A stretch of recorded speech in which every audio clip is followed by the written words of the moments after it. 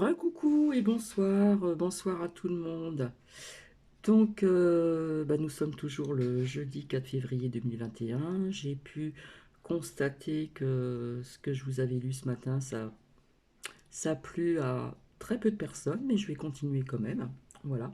Donc, merci Aline, merci Evelyne, Nadège, etc., etc. Ce que j'ai oublié de vous dire ce matin, j'ai oublié de vous dire la petite phrase des anges du jeudi 4 février, donc ce sera pour ce soir. Ah, il y a tant de choses entre ciel et terre que les poètes sont seuls à avoir rêvé. Donc je vais continuer avec l'art du calme intérieur. Voilà, en ce moment on en a besoin. Et je vais continuer ma petite lecture. D'accord? Alors j'y vais, j'espère que tout le monde va bien. Avez-vous besoin d'en savoir davantage? Le monde sera-t-il sauvé par un surcroît d'informations, par des ordinateurs plus rapides ou par une nouvelle analyse scientifique ou intellectuelle? N'est-ce pas de sagesse que l'humanité a le plus grand besoin maintenant? Je pense que ça tombe à pic. Mais qu'est-ce que la sagesse? Et où peut-on en trouver? La sagesse accompagne la capacité d'être calme. Il suffit de regarder et d'écouter. Rien de plus.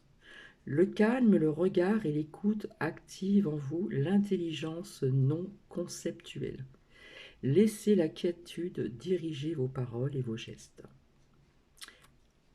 Une petite aparté, quand je vous ai lu cette première partie de l'art du calme intérieur, un livre de sagesse qui nous ramène à l'essentiel, j'ai été très sereine après, j'ai passé une merveilleuse journée.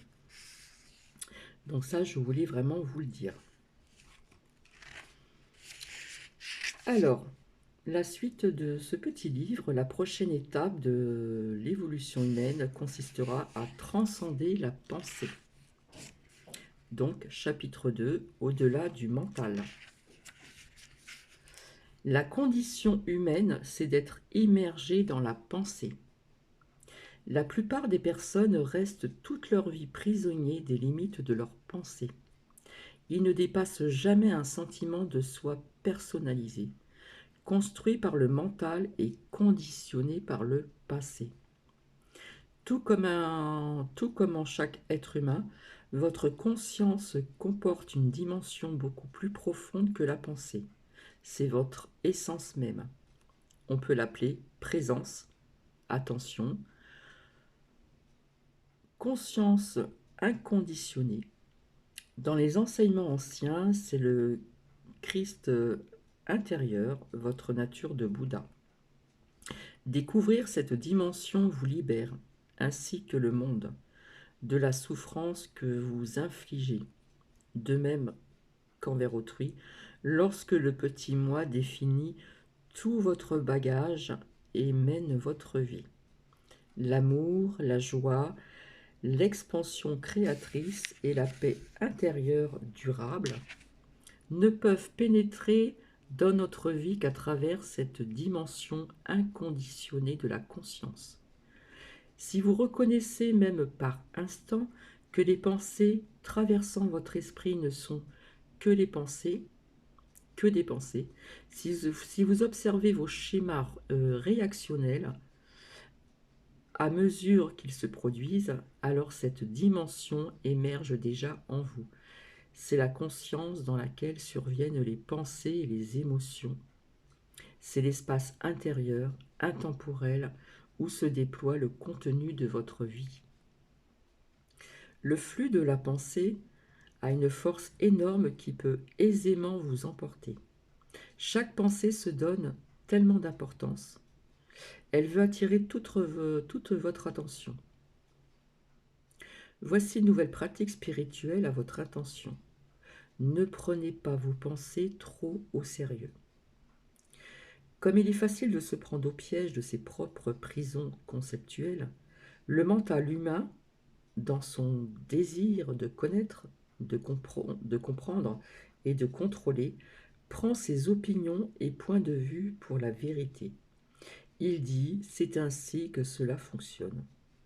Vous devez dépasser la pensée pour vous apercevoir que peu importe comme vous interprétez votre vie, celle d'un autre ou son comportement, et peu importe le jugement que vous portez sur une condition, ce n'est qu'un point de vue parmi maintes possibilités. Ce n'est qu'un amas de pensées. Mais la réalité est un ensemble unifié dans lequel tout est entrelacé, où rien n'existe en soi ni isolément. La pensée fait éclater la réalité. Pardon. Elle la découpe en fragments conceptuels. Le mental, cet instrument utile et puissant, devient fort contraignant s'il s'empare totalement de votre vie. Si vous ne voyez pas qu'il constitue un aspect négligeable de la conscience que vous êtes. Pardon. La sagesse n'est pas un produit de la pensée.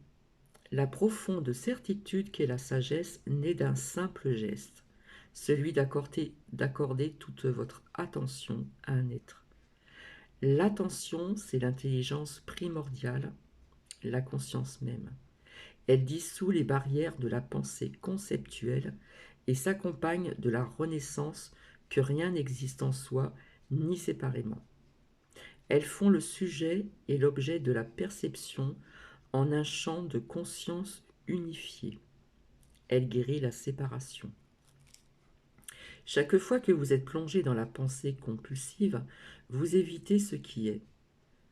Vous ne voulez pas être là où vous êtes, ici et maintenant. Les dogmes religieux, politiques, scientifiques naissent de la croissance erronée selon laquelle la pensée peut englober la réalité ou la vérité. Ils sont des prisons conceptuelles collectives. Le plus curieux, c'est que les personnes adorent leurs cellules, car elles leur donnent un sentiment de sécurité et la fausse impression de savoir. Rien n'a infligé à l'humanité plus de souffrance que ces dogmes. Tout dogme finit tôt ou tard par s'effondrer. Et oui, car la réalité finit par révéler sa fausseté. Mais si l'on n'en voit pas l'illusion fondamentale, il sera remplacé par d'autres. Quelle est cette illusion fondamentale? L'identification de la pensée. S'éveiller sur le plan spirituel, c'est s'éveiller du rêve de la pensée. Le domaine de la conscience est trop vaste pour être saisi par la pensée. Lorsque vous ne croyez plus tout ce que vous pensez, vous sortez de la pensée pour voir clairement que le penseur n'est pas votre être essentiel. Comme le mental dépend de l'insuffisance, il est toujours avide d'avoir davantage. En vous identifiant au mental, vous tombez très facilement dans l'ennui, et l'agitation.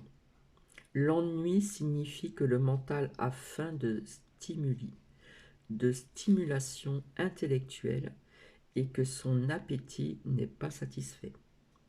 Lorsque vous vous ennuyez, vous pouvez satisfaire la faim du mental en ouvrant un magazine, en faisant un appel téléphonique, en allumant votre téléviseur, à faire attention à ce que vous écoutez, en naviguant sur le web ou en vous rendant dans une boutique, ou ce qui n'est pas rare, en transférant sur le corps cette impression mentale de manque et ce besoin d'avoir plus, que vous comblez brièvement par l'ingestion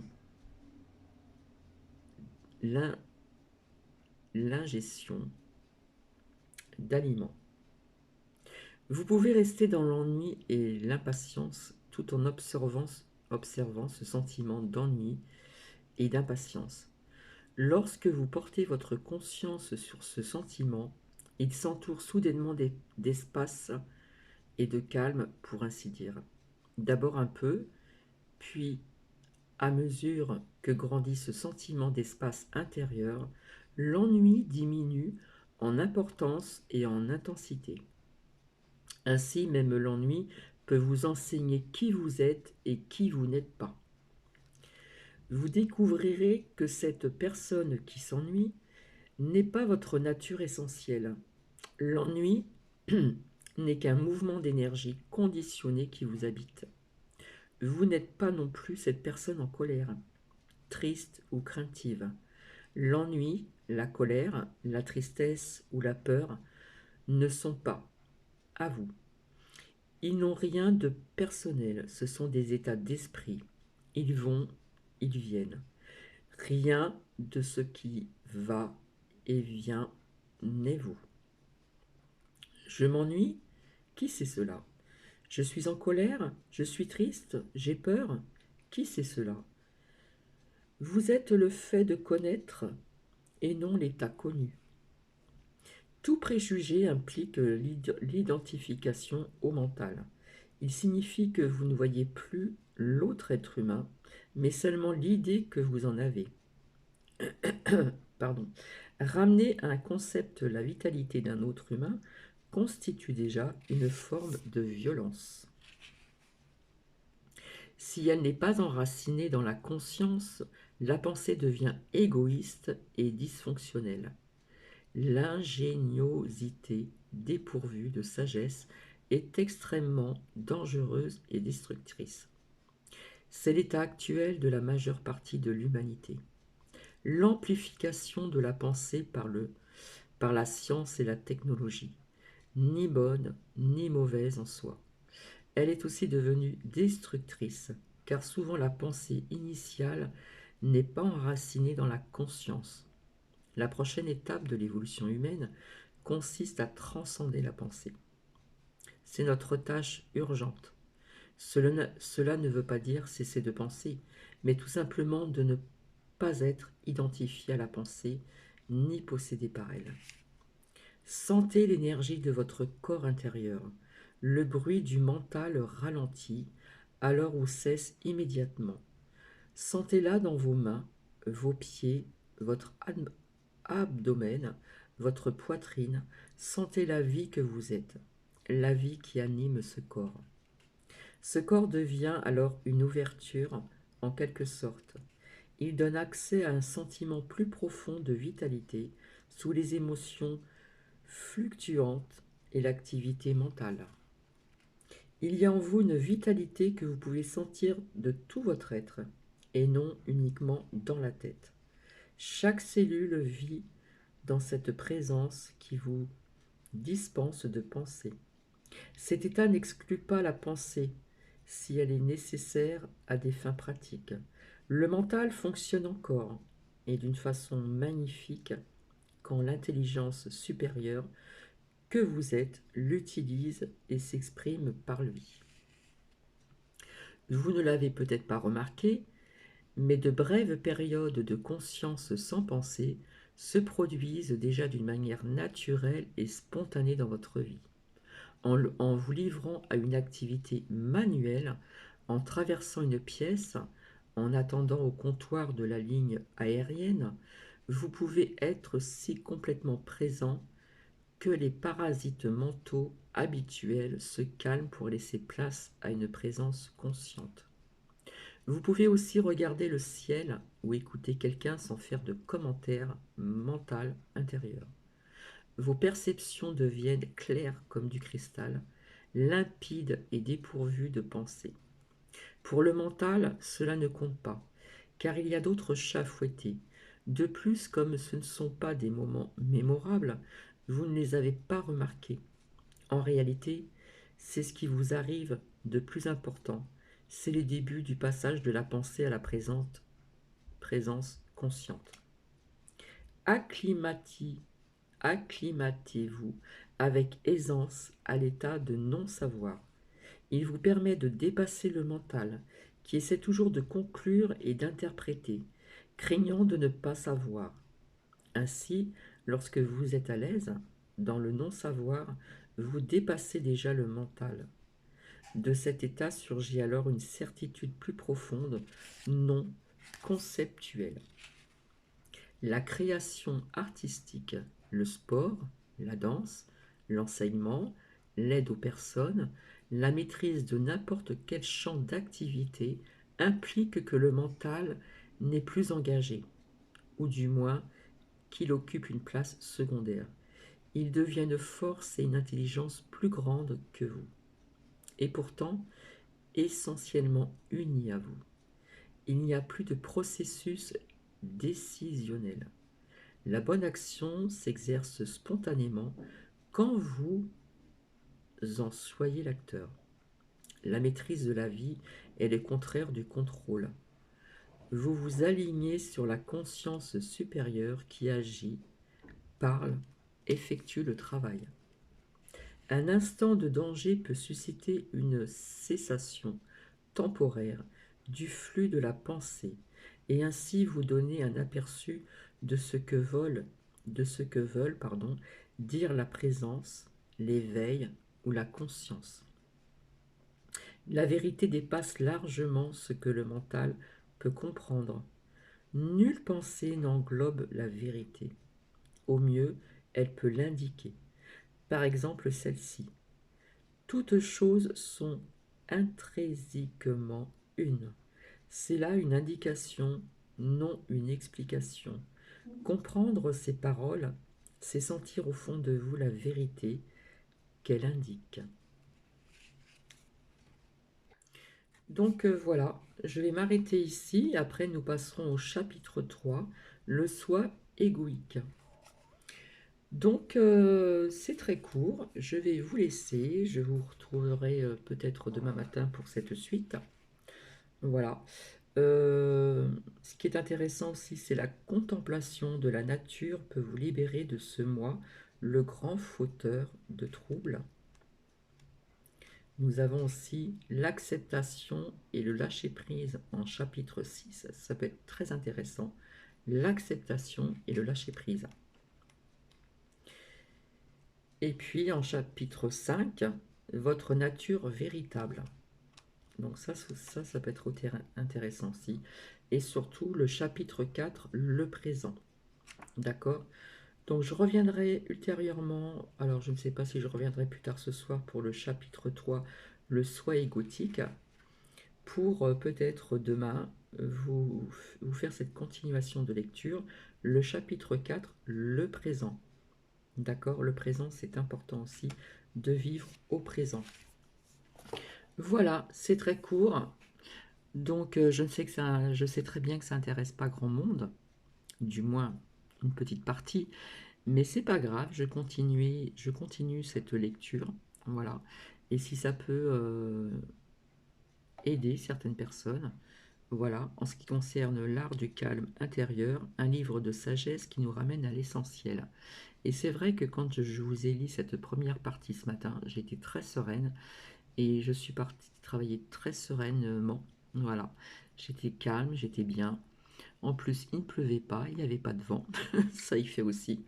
Voilà, aujourd'hui, il y a eu un temps un peu plus ensoleillé, on va dire, et pas de pluie, pas de vent, ça change complètement la vie quand même. Donc c'était super. Donc j'ai pu promener ce soir Nookie plus longtemps. Et c'était vraiment agréable parce que les températures commencent à monter, hein, ici dans le Grand Est, comme peut-être ailleurs. Et c'est vrai que j'ai traversé une période en transport et à pied venteux avec la pluie. Enfin, c'était vraiment quelque chose. Mais bon, euh, le beau temps commence à arriver. J'ai pu voir, j'aime bien regarder les arbres aussi. Donc quand je me promène, j'ai beaucoup d'arbres. J'ai pu voir des bourgeons. On sent le printemps arriver. Donc vous allez voir, février va passer très vite, hein, parce qu'en plus il me semble que février est un mois qui est quand même assez court, hein. Si voilà, c'est assez court puisque le mois de février, je crois que c'est le mois le plus court, il me semble, ça s'arrête le 28, le dimanche 28 février. Voilà, je vous fais plein de bisous. J'espère que cela va apporter quelque chose à certaines personnes. D'accord? J'espère que je ne vais pas trop vite non plus. C'est pas évident. de lire derrière un écran. En attendant, je vous fais plein de bisous et je vous dis à très bientôt. Prenez bien soin de vous, prenez bien soin de vos proches et je pense très fort à vous. Je reviendrai ultérieurement pour d'autres infos, mais ce sont des infos que j'avais vues à travers les cartes et que... Enfin, je ne vais pas en dire plus. Allez, gros bisous bisous.